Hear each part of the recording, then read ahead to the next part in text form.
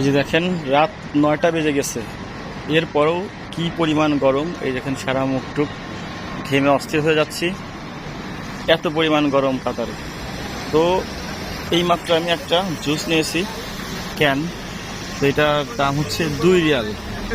এই 2 রিয়াল দিয়ে এটা নিয়েছি, এটা কিন্তু প্রচণ্ড ঠান্ডা।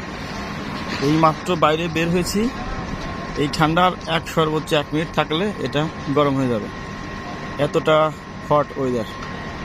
রাত্রেবেলা অন্যান্য দেশে কিন্তু ঠান্ডা পড়ে, মোটামুটি বাইরে আপনি কি বলবো, যেভাবে খুশি সেভাবে বেড়াইতে পারেন, কোনো রকম বিন্দু পরিমাণ ঘাম বেরোবে না শরীর থেকে। কিন্তু কাতারে এমন একটা রাষ্ট্র যেখানে ঘরের বাইরে বের হলেই আপনার শরীর ঘেমে পানি পড়বে এবং গেঞ্জি ভিজে যাবে, এমনভাবে ভিজবে আপনি গেঞ্জি চিপে আবার গায়ে দিতে পারেন।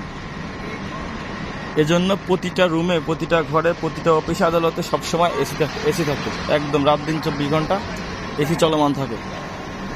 আর এসি যদি একবার বন্ধ হয়ে যায় ওই ঘরে টেকা মুশকিল। তো কাজেই কেউ যদি কাতার আসতে চান অবশ্যই ভেবে চিন্তে জেনে বুঝে আসবেন, এসে থাকতে পারবেন কিনা তারপরে কাতার আসার চিন্তা ভাবনা করবেন।